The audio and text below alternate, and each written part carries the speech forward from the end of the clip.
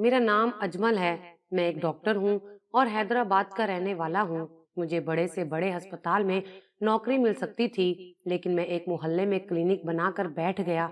मेरे नंबर भी सबसे ज्यादा थे और मेरी काबिलियत में कोई शक नहीं था। लेकिन मेरे साथ जिन लोगों ने एमबीबीएस किया था, उनका कहना था कि इतने अच्छे नंबर लेने के बावजूद, काबिलियत होने के बावजूद तुम्हें किसी बड़े अस्पताल ने नहीं लिया, तो तुम एक छोटे से मोहल्ले में क्लिनिक बनाकर बैठ गए, जहाँ पर ज्यादा लोग भी नहीं आते। मेरा क्लिनिक भी कोई ज्यादा अच्छा नहीं था, क्योंकि शुरू में मेरे पास जितने पैसे थे, मैंने उसी से ही सारी चीजें ली थी। मैंने सोचा था कि थोड़े पैसे कमा लूंगा तो फिर इसकी हालत बेहतर कर लूंगा। मेरे दोस्त हंसते थे कि ये 2 दिन में 10 मरीज भी चेक नहीं करता होगा, और हम तो एक दिन में ही 100 मरीज चेक करते हैं। और उनकी ये बात बिल्कुल सच थी। 20 से ज्यादा मरीज मेरे पास नहीं आते थे। 20 मरीज भी आ जाते तो मैं काफी खुश हो जाता था। दरअसल उसके पीछे एक वजह थी। मैं इंसानियत की खिदमत करना चाहता था, इसलिए नहीं कि मैं कोई बहुत अच्छा इंसान था। वैसे भी जो डॉक्टर बनता है, वो यही कहता है कि मैंने इंसानियत की खिदमत करनी है, लेकिन कुछ डॉक्टर्स के अंदर इंसानियत भी नहीं रहती। खैर, ये एक अलग मामला है। मेरी एक मंगेतर थी जो मुझसे बहुत मोहब्बत करती थी। वो मेरी कजन भी थी। हमारी मंगनी हो चुकी थी। मैं भी उससे बहुत प्यार करता था, लेकिन जब मैं डॉक्टर बन गया तो मेरी माँ ने उसका रिश्ता ये कहकर ठुकरा दिया कि मेरा बेटा डॉक्टर बन गया है और आपकी बेटी ने तो मैट्रिक भी नहीं किया। वो दिल से मुझे चाहती थी। जब उसे ये पता चला कि उसकी शादी मेरे साथ नहीं होगी, उसने खुदकुशी कर ली थी। वो बहुत खूबसूरत थी। उसकी उम्र सिर्फ 19 साल थी। मैंने अपनी माँ से कह दिया कि मैं सिर्फ उसी से शादी करूंगा, लेकिन मेरी कजन ने जल्दबाजी में आकर अपनी जिंदगी ही खत्म कर ली। उसका नाम ताहिरा था। उसके जाने के बाद मेरे दिल में एक बोझ सा बन गया था, जिसको कम करने के लिए मैं कोई नेकी का काम करना चाहता था। इसीलिए मोहल्ले में आकर बैठ गया। इस मोहल्ले के लोग वैसे भी जाहिल थे, पढ़े लिखे नहीं थे। यहाँ चोरी चकारी भी बहुत होती थी। मैं रात बहुत देर तक बैठा करता था, क्योंकि घर जाकर भी मैंने कुछ नहीं करना होता था। मैं अपने माँ के घर नहीं जाता था। एक छोटा सा घर किराए पर लिया हुआ था। ताहिरा की मौत के बाद माँ से मेरा बहुत झगड़ा हो गया था। मैं अपनी माँ को ताहिरा की मौत का जिम्मेदार समझता था, क्योंकि अगर मैं डॉक्टर बन ही गया था, तो क्या मैं कोई आला शर्फ हासिल कर बैठा था? जो ताहिरा जैसी लड़की मेरी बीवी नहीं बन सकती थी, उसमें क्या बुराई थी? खूबसूरत थी, गोरी रंगत की मालिक थी, घरदारी में भी बहुत आगे थी। सबसे बढ़कर ये कि हम दोनों एक दूसरे को पसंद करते थे। बस फर्क सिर्फ तालीम का था। मैं अपनी जिंदगी की मुसीबतों में उलझा हुआ एक आम सा इंसान था। एक दिन रात को अकेला बैठा था। अभी मेरे पास इतने पैसे नहीं थे कि मैं कोई कंपाउंडर या नर्स रख लेता। सारे काम मैं खुद ही करता था। मैं अकेला बैठा था जब एक बूढ़ा आदमी एक कमसिन लड़की को उठाकर ले आया। उसने लड़की को काली चादर में लपेट रखा था। उसके साथ 3 लड़के और भी थे। लड़की शायद बेहोश थी। मुझे कहा कि डॉक्टर साहब, इसका इलाज कर दे, इसको होश नहीं आ रहा। मैं भी हैरान हुआ और उसको फौरन चेक किया। मैंने देखा कि उसके जिस्म पर खून लगा हुआ था। उसकी हालत बहुत बुरी थी। मैंने जल्दी जल्दी उसके जख्मों पर पट्टी की और उसको एक ऐसा इंजेक्शन लगा दिया जिसकी वजह से वो जल्दी होश में आ गई। जब उसे होश आया तो वो मुझे अजीब नजरों से देख रही थी। मैंने कहा कि मैं डॉक्टर हूँ। वो बुढ़ा और तीनों लड़के उस लड़की के आस पास आ गए थे। वो लड़की उनको अजीब नजरों से देख रही थी और कुछ बोल नहीं रही थी। मैंने उनसे पूछा कि क्या हुआ है इस लड़की को, जबकि डॉक्टर होने के नाते मुझे अंदाजा हो गया था कि जरूर इस लड़की के साथ कुछ गलत करने की कोशिश की गई है। मगर फिर सोचा हो सकता है बात कुछ और हो, उनसे खुद ही पूछ लेता हूँ। वो बुढ़ा आदमी बोला, इसका एक्सीडेंट हो गया था। जब इस लड़की को होश आ गया तो उन्होंने मुझे शुक्रिया कहा और जल्दबाजी में मुझे ज्यादा पैसे देकर वहां से फौरन चले गए। लड़की को जिस तरह लाए थे उसी तरह उठाकर ले गए। मैंने कहा भी, थोड़ी देर इसे बैठने दो, अभी अभी इसे होश आया है, इसको दोबारा लेकर जाओगे तो कहीं कुछ और मसला ना बन जाए। और उनका कहना था कि हम बहुत जल्दी में हैं, रात हो गई है ना, इसकी माँ परेशान हो रही होगी। मुझे लगा कि वो उस लड़की के घर वाले होंगे, तभी इसलिए मैंने भी कोई बात नहीं की। फिर भी मुझे उन पर कुछ शक सा हो गया था, मगर लड़की ने कोई ऐसी बात नहीं बताई थी, इसलिए मैं चुप रहा था। वो लोग वहां से चले गए। पता नहीं क्यों उस लड़की का चेहरा, उस लड़की की आंखें मेरे चेहरे के सामने से जा ही नहीं रही थी। वो बहुत ज्यादा डरी हुई थी। जब इंसान के साथ कोई हादसा या कोई एक्सीडेंट वगैरह हो जाता है तो वो वाकई ही डर जाता है, लेकिन वो लड़की बहुत ज्यादा ही डरी हुई थी, उसके चेहरे से नजर आ रहा था। खैर, दिन इसी तरह गुजरने लगे। दिन भर मैं अपनी तायरा को याद करता था। मुझे समझ नहीं आती थी कि मैं ऐसा कौन सा काम करूं जिससे मेरे बेचैन दिल को सुकून आ जाए। मैं हर जुमेरात को तायरा की कब्र पर जाता था, उसके माँ बाप से मिलने की कोशिश करता, लेकिन उन्होंने मुझे दरवाजे से ही धक्का दे दिया। उन्होंने कहा कि अगर मर्द चाहे तो क्या नहीं हो सकता। तुम अपनी माँ के सामने खड़े हो जाते तो तुम्हें हमारी बेटी से शादी करने से कोई नहीं रोक सकता था, लेकिन तुमने भी अपनी माँ का साथ दिया। जबकि मैं उनको बार बार ये समझा कर थक गया था कि मैं उस वक्त अपनी माँ के इरादों से नावाकिफ था, और जब मुझे पता चला तब तक बहुत देर हो चुकी थी और उसके दूसरे दिन ही ताहिरा ने खुदकुशी कर ली थी। हम लोग कभी कभी फोन पर बात भी करते थे। मैं उन दिनों पेपर्स की वजह से बहुत मसरूफ रहता था, इसलिए ज्यादा बात नहीं कर पाता था, और मैं उससे कहता था कि मैंने उसी के साथ शादी करनी है, वो ही मेरी बीवी बनेगी, और इसी तरह छोटे छोटे ख्वाब दिखाता रहता था। इसलिए शायद वो बहुत परेशान थी। दूसरे दिन फिर वही बुढ़ा आदमी और वो तीनों लड़के उस लड़की को उठाकर ले आए और वो फिर से बेहोश थी। इस दफा उसे कोई बड़े जख्म तो नहीं लगे थे, लेकिन उसकी हालत बहुत बुरी थी। उन्होंने कहा कि पता नहीं इसको क्या हो गया, अचानक से बेहोश हो गई। मैंने उसे फिर से इंजेक्शन वगैरह दिया और उसका थोड़ा बहुत इलाज किया।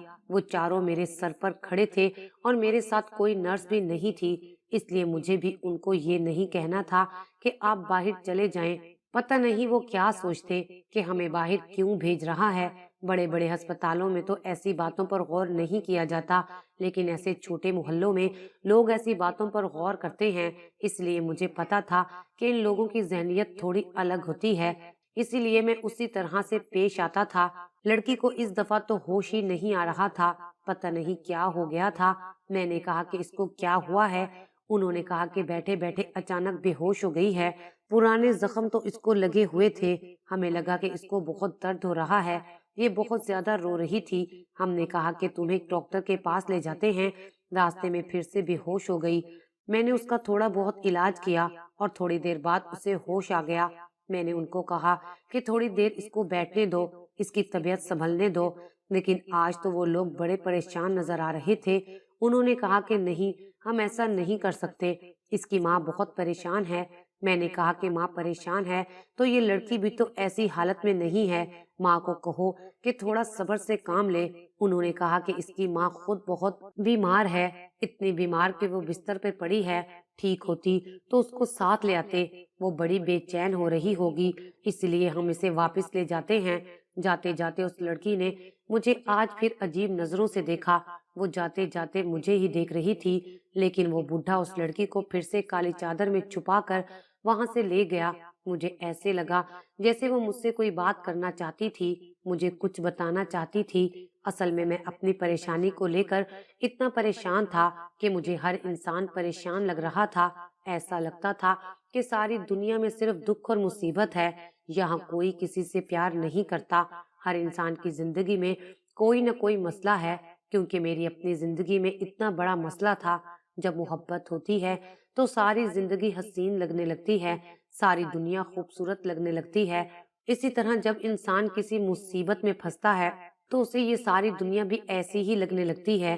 वो समझता है कि सारे ही मुसीबत में हैं, सब कुछ बेजार है, कोई कुछ नहीं है। मेरे साथ भी यही कुछ हो रहा था। एक दिन मैं एक बात पर बहुत ज्यादा हैरान हुआ जब मुझे ताहिरा की बहन ने फोन किया और उसने कहा कि वैसे तो मैं भी तुमसे नाराज हूँ, लेकिन ताहिरा तुम्हारे लिए एक चीज छोड़ गई है जो कि तुम्हारी अमानत है और मैं तुम तक पहुंचा देना चाहती हूँ।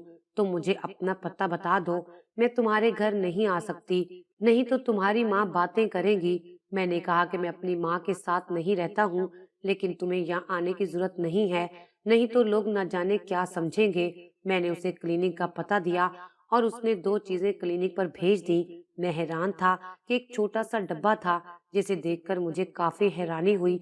मैंने उसको खोला। उस वक्त मेरे पास कोई मरीज भी नहीं बैठा था। उस डब्बे के अंदर कुछ छोटी छोटी अजीब सी चीजें थी जो रोजमर्रा के इस्तेमाल की चीजें थी।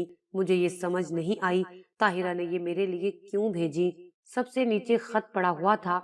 उसमें लिखा था कि नदीम की शादी में जिस टिश्यू से तुमने हाथ साफ किया था ये वो है, और जिस चम्मच से तुमने चावल खाए थे ये वही चम्मच है। इस तरह उसने काफी सारी चीजों के हवाले दिए हुए थे।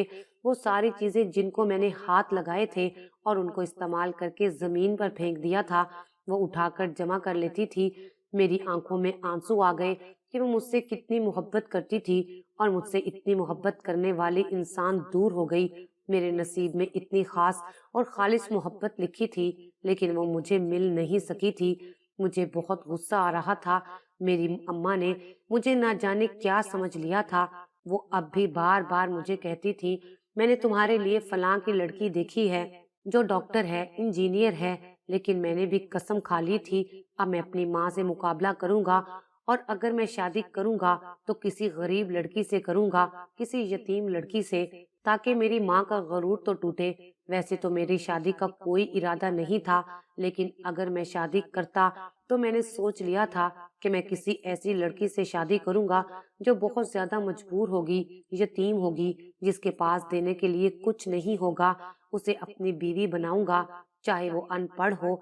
मुझे इस बात से भी कोई फर्क नहीं पड़ेगा, वो एक डॉक्टर की बीवी कहलाएगी। शायद इस तरह मेरे टूटे हुए दिल को सुकून आ जाए और मेरे अंदर जो खला पैदा हो गया था वो भी खत्म हो जाएगा। लेकिन फिलहाल मेरा किसी से भी शादी करने का कोई इरादा नहीं था। ये बात अपनी जगह थी। आज रात फिर वो बूढ़ा और तीनों लड़के उस लड़की को लेकर आ गए और मुझे शक पड़ गया। मैंने कहा कि आप लोग जरा बाहर जाएं, तो उन्होंने कहा कि नहीं, हम बाहर नहीं जाएंगे, हम इधर ही रहेंगे। कहा कि मैं डॉक्टर हूँ, मुझे ज्यादा पता है, आप लोग बाहर जाके बैठ जाएं।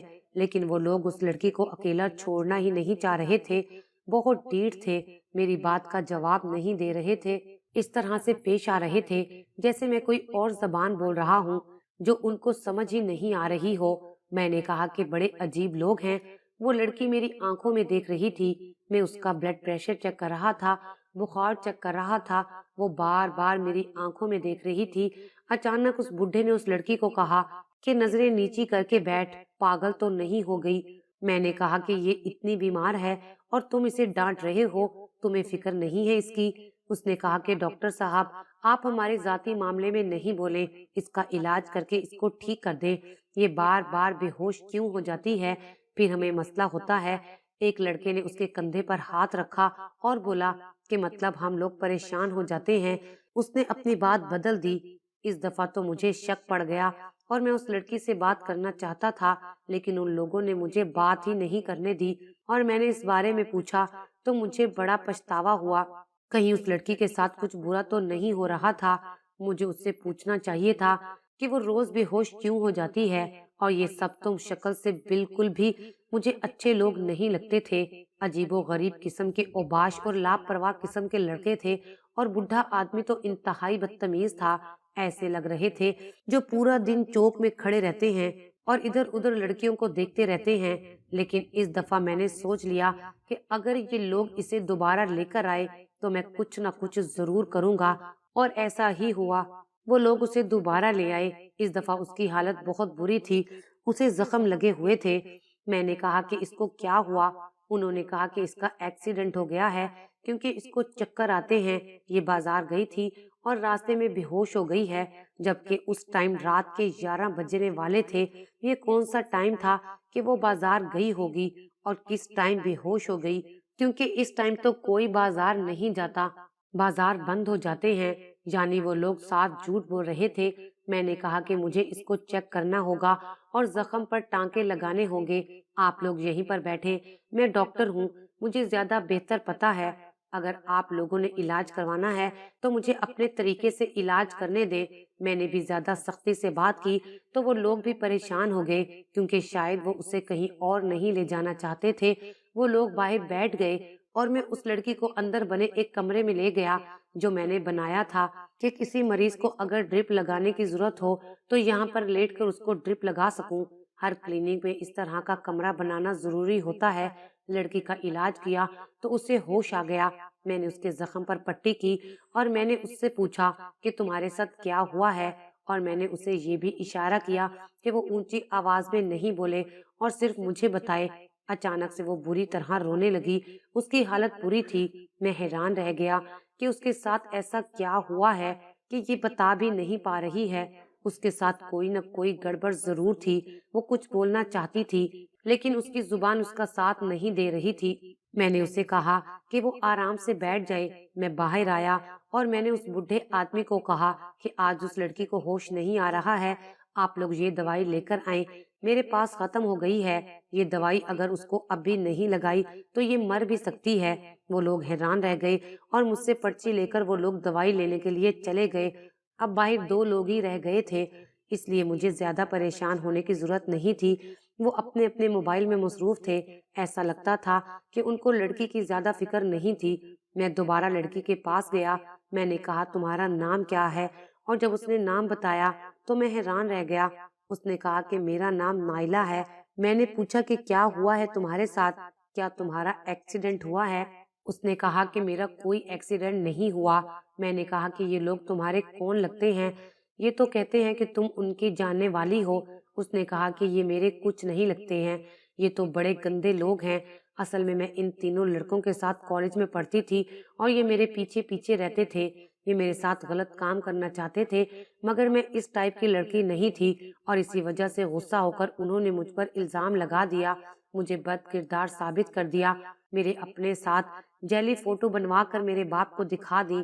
میرا باپ سوتیلا تھا، اس نے میری ایک نہ سنی اور مجھے گھر سے باہر نکال دیا۔ میری ماں کچھ بھی نہیں کر سکی، کیونکہ میرے باپ نے کہا کہ اگر تم نے بھی اس کے ساتھ جانا ہے تو تجھے طلاق دے دوں گا۔ میری ماں بھی بے بس ہو گئی تھی۔ وہ بہت امیر آدمی تھا اور میری ماں کی اس سے 3 بیٹیاں اور بھی تھیں۔ میری ماں نے اپنی 3 بیٹیوں پر مجھے قربان کر دیا اور وہ میرے پیچھے نہیں آئی۔ ان لوگوں نے مجھے پکڑ لیا اور یہ مجھے اپنے ساتھ رکھتے ہیں۔ اس بڈھے نے مجھے اپنے گھر رکھا ہوا ہے۔ اس کے گھر میں کوئی نہیں ہوتا اور پھر رات کو یہ تینوں لڑکے بھی آ جاتے ہیں۔ یہ سارے مل کر میری عزت لوٹتے ہیں، میری عزت کو درندوں کی طرح نوچ لیتے ہیں، اور جب میں بری طرح بے حال ہو جاتی ہوں تو مجھے اٹھا کر یہاں لے آتے ہیں۔ مجھے ڈرایا ہوا ہے کہ میں کسی کو کچھ نہیں بتاؤں ورنہ یہ لوگ مجھے مار دیں گے۔ جب میری حالت خراب ہوتی ہے تو مجھے یہاں لے آتے ہیں۔ اگر میں مر گئی تو ان کی عیاشی ختم ہو جائے گی۔ وہ لڑکی پھوٹ پھوٹ کر رونے لگی۔ میرا خون کھولنے لگا تھا کہ اتنا ظلم، اتنی درندگی۔ وہ کہنے لگی آپ تو ڈاکٹر ہیں، آپ کو تو پتا ہوگا، مجھے کوئی ایسا ٹیکا لگا دے کہ میں مر جاؤں۔ میں نے اسے تسلی دی اور کہا کہ ہمت کریں، میں آپ کے ساتھ ہوں اور فی الحال آپ بے ہوشی کا ناٹک کریں۔ میں نے ان لڑکوں سے کہا کہ اس کو ہوش نہیں آ رہا اور دوبارہ اندر آ کر پولیس کو کال کر دی۔ میرا ایک دوست پولیس میں تھا اور وہ فوراً آ گیا اور اس بڈھے اور لڑکوں کو پکڑ لیا۔ لڑکی نے ان کے خلاف بیان دے دیا۔ وہ تو پولیس کی حراست میں تھے، پر اس لڑکی کا کیا ہوتا، یہ کہاں جاتی؟ مجھ سے میرے دوست نے پوچھا تو میں نے اسے کہا کہ اس کو میں کسی فلاحی ادارے کے حوالے نہیں کرنا چاہتا۔ میں اس کو اپنے گھر لے گیا۔ وہ مجھ سے بھی ڈر رہی تھی اور میں نے اسے تسلی دی۔ ان تینوں لڑکوں اور بڈھے آدمی کے ساتھ بہت برا ہونے والا تھا۔ پولیس نے ان کو خوب مارا اور کیس کر دیا۔ یہ لڑکی اپنی ماں سے ملی اور اسے سب کچھ نہیں بتایا اور وہ اس کے ساتھ واپس بھی نہیں جا سکتی تھی۔ آج 1 ہفتے سے وہ میرے گھر میں تھی۔ میں اس کا علاج بھی کر رہا تھا، پہلے سے کافی بہتر تھی۔ کہتی تھی مجھے یہاں اپنے پاس رہنے دے، میں آپ کے گھر کے کام کروں گی، بدلے میں کچھ نہیں مانگوں گی۔ میں نے ایک دن اسے کہا کہ تم سے ایک ضروری بات کرنی ہے اور میں نے سوچ لیا ہے کہ تم ہمیشہ ہی اس گھر میں ہی رہو گی۔ اس نے کہا کہ بہت شکریہ آپ کا، میں گھر صاف کروں گی، کھانا بناؤں گی، بدلے میں آپ سے کچھ نہیں مانگتی۔ میں نے کہا ٹھیک ہے، کھانا بھی تم بناؤ گی، کپڑے بھی تمہیں دھونے پڑیں گے اور گھر بھی صاف کرنا ہوگا، پر ایک بات مختلف ہوگی، تم اس گھر میں نوکرانی بن کر نہیں بلکہ میری بیوی بن کر رہو گی، اگر تم چاہو تو۔ وہ حیران رہ گئی اور رونے لگی، کہنے لگی کہ مجھے لگا تھا کہ اب کوئی مرد مجھے اپنی بیوی نہیں بنائے گا، پر آپ نے ایسی بات کر کے مجھے حیران کر دیا۔ میں نے اسے طاہرہ کے بارے میں سب بتایا اور کہا کہ میرا دل ٹوٹا ہوا ہے، ہم دونوں نے شادی کر لی، آج وہ میری بیوی ہے، ہم ساتھ ہیں، سب کچھ ٹھیک ہے۔ جب یہ خبر میری ماں کو ملی تو وہاں کوہرام مچ گیا تھا، پر وہ کچھ نہیں کر سکتی تھی۔ میں اور نائلہ بہت خوش ہیں، ہمارے لیے یہی کافی ہے۔ میرے دل سے بہت بڑا بوجھ اتر گیا ہے، میں دل سے خوش رہنے لگا ہوں اور مجھے زندگی اچھی لگنے لگی ہے۔ ان چاروں کو 12 سال کی قید ہوئی ہے۔ ایسے لوگوں کو تو پھانسی سے کم سزا نہیں دینی چاہیے، اور جو ہمارا قانون ہے ہم کیا کہہ سکتے ہیں۔ بہت اچھا ہوا ان کے ساتھ، ہم نے کسی صورت بھی کیس واپس نہیں لیا تھا، جبکہ ہم پر کافی دباؤ ڈالا گیا تھا۔ میں اپنی بیوی کے ساتھ کھڑا تھا، اس کی ڈھال بن کر، اور ہمیشہ ایسے ہی کھڑا رہوں گا، کیونکہ یہی میرا فریضہ تھا۔ مرد کو زیادہ رتبہ، طاقت اور مقام اس لیے دیا گیا ہے کہ وہ اپنے سے کمزور مخلوق کی حفاظت کرے۔ جو ایسا سوچتے ہیں وہی اصل مرد ہوتے ہیں۔ کچھ دن بعد میری ماں بھی ہمارے گھر آ گئی۔ وہ اپنے کیے پر بہت شرمندہ تھی۔ میں نے اپنا دل صاف کر لیا، آخر وہ میری ماں تھی۔ آج ہم سب بہت خوش ہیں۔